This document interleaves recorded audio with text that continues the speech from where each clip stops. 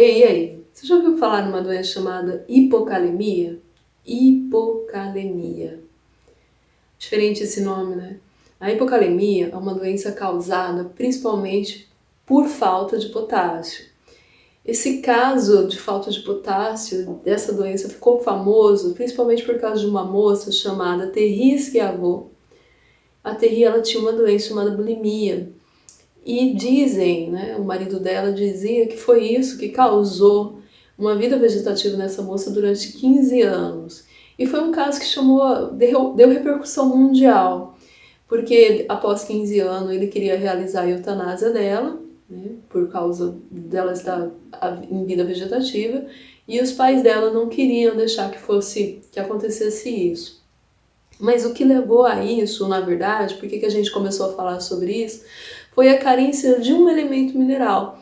Às vezes a gente não dá muito valor para eles, mas eles são extremamente importantes nas nossas vidas, né? Na constituição do nosso corpo. Deixa a vinheta tocar e me acompanha nessa aula. Bora lá?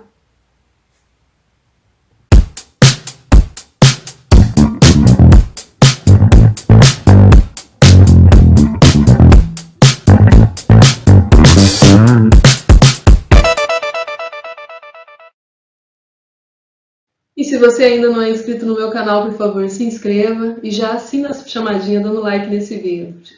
Vamos falar um pouquinho sobre os elementos minerais, então? Eles podem estar de duas formas no nosso corpo. Ou de forma solúvel, que é aquele que vai ser facilmente utilizado, porque ele vai estar no meio intracelular ou no meio extracelular, ou insolúvel. No caso do cálcio, por exemplo, que faz parte da formação dos nossos ossos e esqueleto. Você sabia que se você não ingerir uma grande quantidade de cálcio na sua alimentação, uma quantidade suficiente, o seu corpo vai retirar parte do cálcio dos seus ossos para mandar para a corrente sanguínea, porque você precisa muito desse cálcio ali? Então é assim que funciona. Tá? Alguns podem estar solúveis, outros podem estar insolúveis, mas dependendo do que o organismo precisa, ele pode mobilizar aqueles sais minerais quando eles não estão de forma solúvel no nosso corpo, ok? E eles podem ser classificados também de forma de micronutrientes ou macronutrientes. Quem serão os micronutrientes? Aquele que você vai precisar absorver menos de 100 miligramas por dia. E os macros, aquele que você vai precisar absorver mais de 100 microgramas por dia. E quais são as principais funções desses elementos minerais de maneira geral? De maneira geral, eles são cofatores enzimáticos, eles participam no controle do pH, se esse pH é ácido, se esse pH é básico, eles que vão estar envolvidos com isso, tá? Eles ajudam a isso, e ao equilíbrio osmótico das suas células. Mas vamos falar dos principais agora. Geralmente a gente sabe que o cálcio ele faz parte da formação dos nossos ossos e dentes. Mas a gente também tem que lembrar que o cálcio ele é importante na condução dos estímulos nervosos que a gente tem, na contração muscular, no movimento da actina e da miosina e na coagulação sanguínea. Aqui eu coloquei para vocês o exemplo do sarcômero, que a gente tem a actina e a miosina, e o funcionamento do músculo funciona graças a quem? Graças ao cálcio, ok? Bora falar do fósforo? Então, o fósforo ele faz parte da molécula de ATP, adenosina trifosfato, olha lá, ele ligado com as 3 molequinhas de fosfato, e na constituição como componente dos ácidos nucleicos, tanto do DNA como do RNA. Então aqui eu trouxe o nucleotídeo, que é um monômero que forma os polímeros de DNA e RNA, só para a gente lembrar que esse monômero, o nucleotídeo, ele é formado por uma base nitrogenada, uma pentose e um fosfato. Então o fósforo está diretamente relacionado com essa transferência, né? Com esse material genético que a gente tem, até indicado para gestantes. Geralmente os médicos indicam hoje que elas façam uso, né, de ácido fólico no começo ou até mesmo antes da gestação, para ajudar no desenvolvimento desse embrião. Com certeza está relacionado com essas coisas que nós estamos comentando agora. Outro elemento mineral é o ferro. E aqui eu me lembro muito, né, das nossas avós, que pedem geralmente para a gente estar comendo um alimento rico em ferro, para a gente não deixar, né, não vir a ter anemia. Né? E as panelas que a gente utiliza, elas têm muita ligação com o nosso alimento, porque parte dessas substâncias que estão nessa panela pode sim ser transferida para o nosso alimento. Então, uma das panelas mais indicadas, principalmente para fazer controle de anemia, é a panela de ferro, que a gente vai acabar ingerindo esse ferro que está ali, ok? Por que o ferro é tão importante? Porque ele faz parte da composição da molécula de hemoglobina. E a molécula de hemoglobina é uma molécula que faz parte de quem? Das hemácias. E qual a principal função das hemácias? Transporte de oxigênio. Então, quando a pessoa tem anemia por carência de ferro, existem outros tipos de anemia, tá, meu povo? Não vamos se pegar só a essa.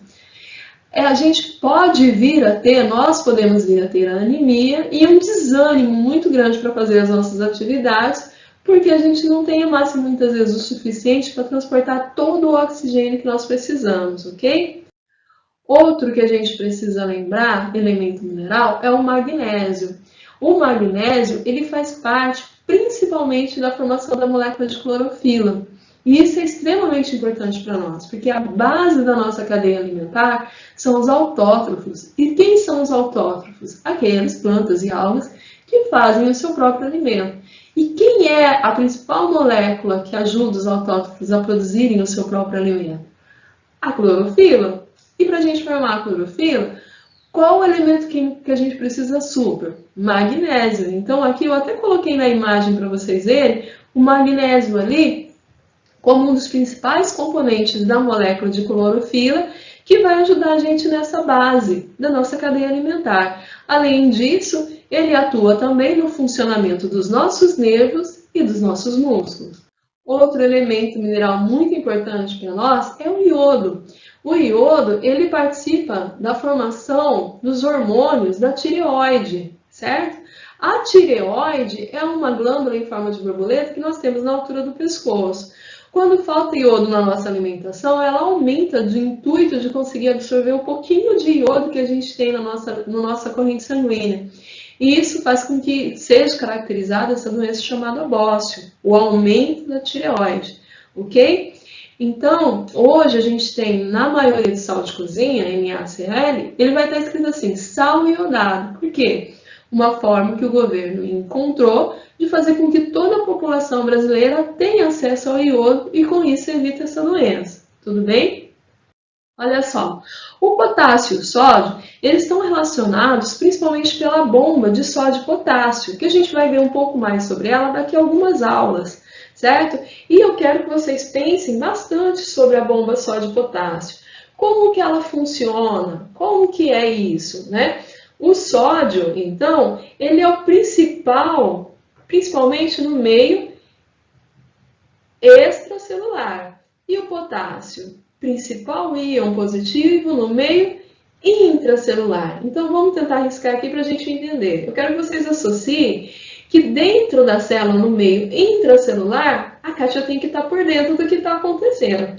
Então, o potássio é o principal íon, o principal elemento químico que a gente vai ter no meio intracelular. E o sódio no meio extracelular. E depois a gente vai comentar bastante sobre a bomba sódio e potássio. Se por um acaso a gente não ter a bomba sódio e potássio, a gente vai ter um desequilíbrio muito grande na célula. Então é importante que essa bomba esteja funcionando de uma maneira muito legal. Então a gente vai ter o sódio no meio extracelular e o potássio principalmente no meio intracelular, ok? Olha só, outros que a gente tem é o cloro e o enxofre. O enxofre, constituinte de diversas proteínas, ele é um cofator muito importante, certo? Então, ele é muito importante na atividade chamada de atividade metabólica. E o cloro, também na regulação osmótica e manutenção do quê? Do nosso pH. Joia? No pH intracelular, no pH celular, no pH das nossas células, ok? Se o pH das nossas células estiverem desequilibradas, nossas enzimas deixam de funcionar. Nosso corpo todo fica desestruturado. Tá? O cobalto, ele é super importante, principalmente pela vitamina B12, tá? E ele atua no processo de formação de hemácias da medula óssea. Tudo jóia? O flúor. Quem que nunca foi na dentista, na minha época de criança, era na escola, fazer o flúor. Qual que é a principal função do flúor, então? Ele é componente nos dentes e ajuda o quê? A prevenir cáries, ok? E o zinco? O zinco, ele é constituinte também de várias enzimas, então ele também vai atuar como cofatores, principalmente as enzimas digestivas, ok? E o cobre? O cobre participa da síntese de hemoglobina, ou seja, quando a gente vai sintetizar, o que é sintetizar? Fabricar hemoglobina, a gente precisa do cobre atuando, joia? E o manganês também é necessário para a ativação de algumas enzimas, então ele também vai estar funcionando como cofator. Nesse mapa conceitual, a gente tem que lembrar do que, meu povo? Quais são os elementos minerais que a gente tem? Os principais. Aqui eu coloquei para vocês apenas os principais. O sódio e o potássio, que a gente tem que estar lembrando da relação do sódio e potássio na bomba sódio-potássio, certo? Que participam naquela questão do potássio, o principal íon no meio intracelular e o sódio no meio extracelular. O fósforo, que faz parte de alguns constituintes, como o ATP, DNA e RNA. O magnésio na molequinha de clorofila, certo?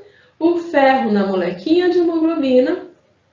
E o cálcio, né, que faz parte da constituição dos nossos ossos e dentes. E por favor, não esqueça, os sais minerais, os elementos minerais, de maneira geral, eles são cofatores enzimáticos, atuam no nosso pH e no equilíbrio osmótico das nossas células. Tudo bem? Até o próximo momento e muito obrigada!